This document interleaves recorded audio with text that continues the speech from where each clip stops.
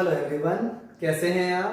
I think we all are very well and very energetic. बेटा, today we are going to start our class 11 subject maths topic, binomial theorem, and we have done exercise 8.1 of our NCERT book, and we discussed about two words in for exercise 8.2, and which are journal terms and middle terms.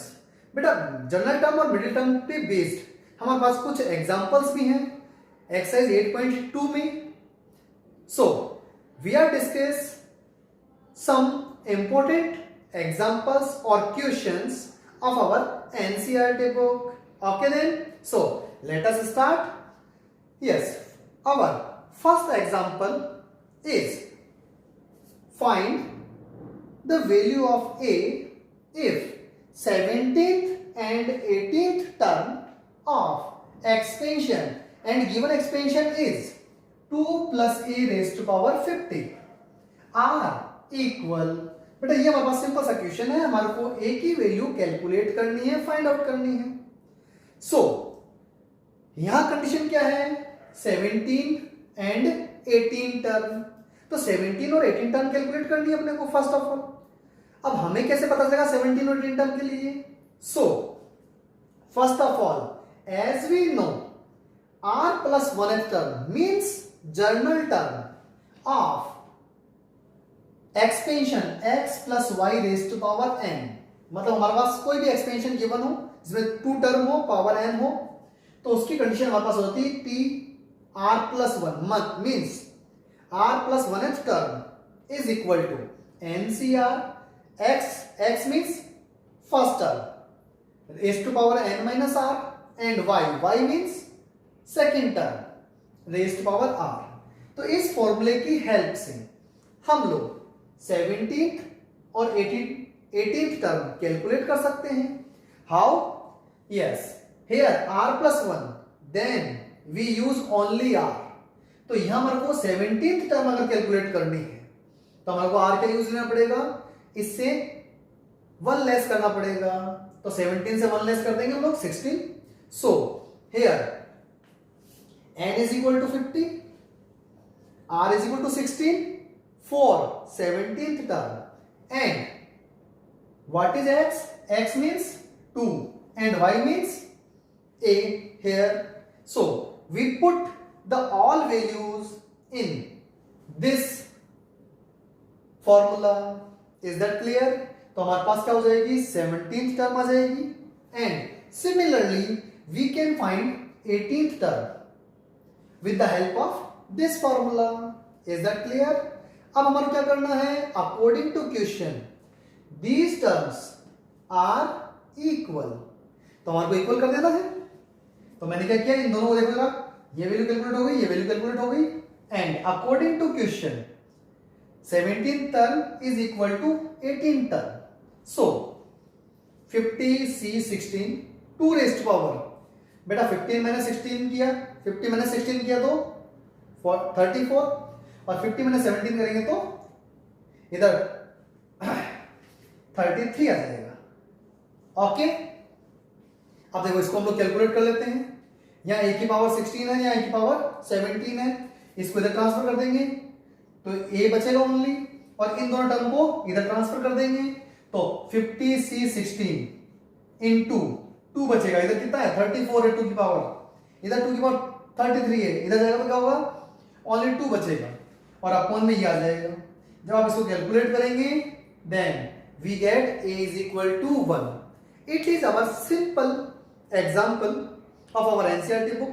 लेकिन यहां गड़बड़ हो जाती है, calculation mistake हो जाती है, इसलिए we should practice each and every examples and question of our NCERT book। Yes beta, so we are taking another example for practice। Okay then, I am taking some other important question and this is not in our NCERT book. It is based on topic middle term of our NCERT book. तो बेटा middle term का भी हम लोग equation ले लेते हैं and question is find the middle term of given expansion. Expansion क्या है हमारे पास 2/3x² minus 3/2x raised to power 7. And as we know, middle term calculate करने के लिए first of all we should check power which is even और odd. तो यहां पे जो हमारे पास है 7 इज ऑड नंबर. तो हमारे को मालूम है if n is odd number then number of terms of expansion are 8 terms. Okay, so जब 8 टर्म्स हमारे पास है तो मिडिल टर्म हमारे पास कितनी आएंगी? 2 टर्म आएंगी विच आर n+1/2th टर्म और n+3/2th टर्म. मतलब ये तो कितनी होगी हमारे पास? 4th टर्म और ये होगी हमारे पास 5th टर्म. अब 4th टर्म और 5th टर्म हमारे को कैलकुलेट करनी. For finding the value of 4th term and 5th term we should use general term of expansion. तो जर्नल टर्म का फॉर्मूला हमारे को मालूम है क्या? Yes, as we know TR+1 is equal to NCR into x raised to power n minus r into y raised to power r. वो वाला formula use ले लेंगे. यहां देख लो जरा. तो यहां हमारे पास 4th टर्म कैलकुलेट कर रहे हैं तो 4th टर्म के लिए r क्या होना चाहिए? एक लेस होता है तो 3 हो गया. तो 7c3 2/3 ये जो हमारे पास है 2/3x² raised to power 7 - 3 n minus r. और इधर बेटा ध्यान रखना है माइनस साइन यूज लेना है. माइनस साइन है यहाँ पे. अगर आपने ये यूज नहीं लिया तो माइनस प्लस की मिस्टेक हो जाती है. So we use b with sign. Positive है तो कोई दिक्कत नहीं, लेकिन अगर नेगेटिव आ जाता है तो यहाँ प्रॉब्लम आ जाती है, माइनस प्लस की मिस्टेक हो जाती है.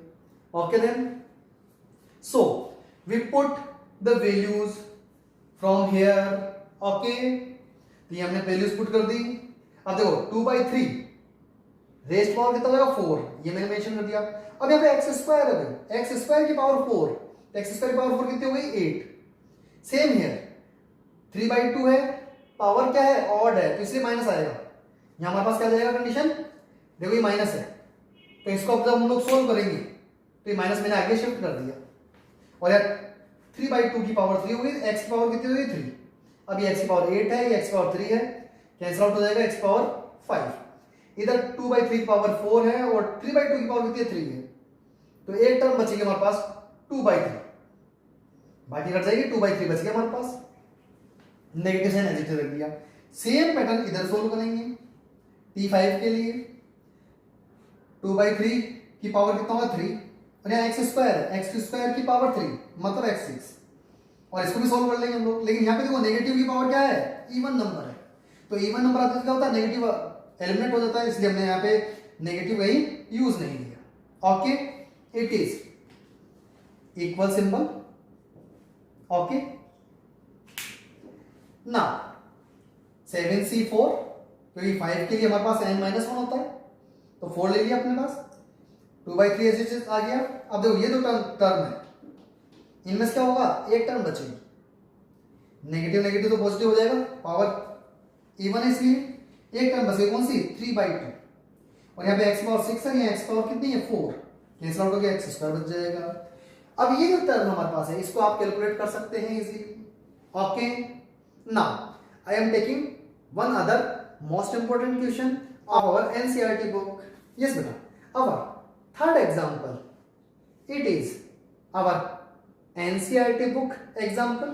Okay, and example is find the coefficient of x raised to power 6 y raised to power 3 in the expansion x plus 2y raised to power 9. अब बेटा सिंपल सा क्वेश्चन है ये हमारे पास और ऐसे क्वेश्चन हमारे पास NCERT बुक में भी गिवन है. ओके, हमें केवल इसका कोफिशिएंट कैलकुलेट करना है. तो कोफिशिएंट कैलकुलेट करने के लिए अब हमें क्या मालूम कि कौन सी टर्म में ये कंडीशन आएगी. जब हमारे को टर्म नहीं पता होती है then we use general term of given expansion. So let x raised to power 6 y raised to power 3 occurs in r plus 1th term of given expansion। तो हमारे क्या चाहिए, r plus 1th term calculate कर लेते पहले। तो मैंने ये फॉर्मूले में वैल्यू पुट कर ली जनरल टर्म वाले फॉर्मूले में। यहाँ n की वैल्यू 9 है, r एज इट इज रहने देंगे और इसमें वैल्यू पुट कर देंगे। फर्स्ट टर्म x है, सेकंड टर्म हमारे पास 2y minus 1 है। ओके, तो हमने इसको सिंप्लीफाई किया। अब देखो जरा, हमें चाहिए coefficient of x raise power 6 और y रेज़ पावर 3। जब हम लोग इस वैल्यू यहाँ पे x और y की जो पावर है उसको अगर हम लोग कंपेयर करते हैं इनसे, तो देखो जरा, यहाँ y 3 है, यहाँ y कितना है r, तो r की जगह हमारे क्या पुट करना चाहिए 3। So we should put r is equal to 3 in this term. जैसे हमने यहाँ पुट किया तो हमारा कंडीशन आ गई 9c3 x raise power 6 2 rays power 3 y raise power 3। हमें चाहिए क्यों कोफिशिएंट, तो यहाँ जो वेरिएबल है हमारे पास x एंड y उनको हटा देंगे और जो बाकी कांस्टेंट टर्म बचेगी हमारे पास like this, it is coefficient of x raise power 6 y raise power 3। अब इसको कैलकुलेट करोगे आप, सो आंसर इज 672। ओके बेटा, चलो एक क्वेश्चन और ले लेते हैं हम लोग, एक्सरसाइज 8.2 का।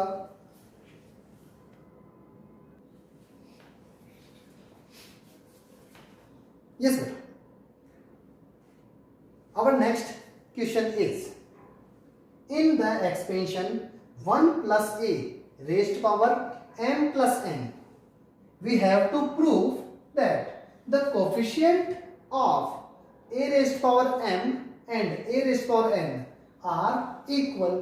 तो हमारा क्या करना है इस एक्सपेंशन में, अगर हम लोग इसको एक्सपेंड करते हैं तो जो टर्म हमारे पास आएगी a raised to power m वाली उसका कोफिशिएंट, और जो टर्म हमारे पास आएगी a raised to power n वाली उसका कोफिशिएंट, दोनों क्या होंगे इक्वल होंगे, ये प्रूफ करना है। चलो सिंपल सा अपन कंडीशन कैलकुलेट कर लेते हैं। First of all, for solution as we know we don't know that in which term there is occur a raised to power n और a raised to power n, हमें पता ही नहीं कौन सी term में होंगी ऐसी, तो हमने क्या किया उसको जनरल टर्म कैलकुलेट कर दी। सो हमने सपोज कर लिया r प्लस 1 जो टर्म है उसमें तो a raised to power m वाला ऑक्योर हो रहा है, और दूसरी मैंने कंडीशन ले ली s प्लस 1। जैसे हमने r प्लस 1 लिए वैसे हम लोग s प्लस 1 भी ले सकते हैं, ये कोई जरूरी नहीं है, आप एक ही टर्म से दोनों कैलकुलेट भी कर सकते थे, है ना।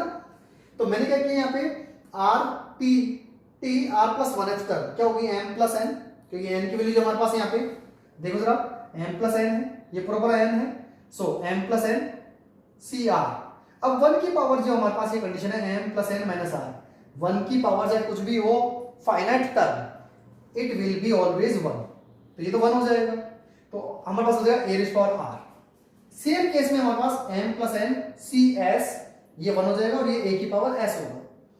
हमें चाहिए a की पावर m और a की पावर n, तो a की पावर m के लिए हम लोग यहाँ क्या करेंगे, r की जगह पुट कर देंगे m और यहाँ s की जगह क्या पुट कर देंगे n। चलो वैल्यू पुट कर लेते थे इसके अंदर, ये तो हटी है हमारे पास, कोफिशिएंट का मतलब ये बचा केवल, इधर इसमें कोफिशिएंट का मतलब ये बचा केवल, तो देखो कोफिशिएंट मैंने मेंशन कर दी।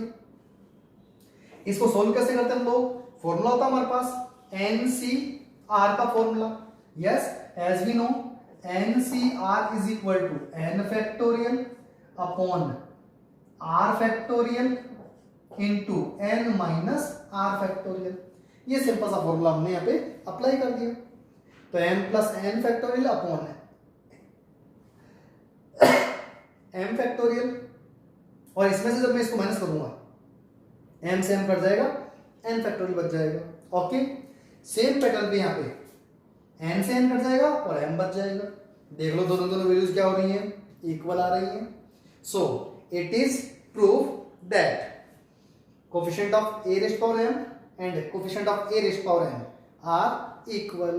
तो बेटा ऐसे क्वेश्चंस हम लोग सोल्व कर सकते हैं। ओके, नेक्स्ट वीडियो में हम लोग क्या करेंगे, मिसलिनियस 8th के कुछ मोस्ट इंपोर्टेंट क्वेश्चंस लेंगे और एग्जांपल्स भी लेंगे। Okay, thank you, best of luck.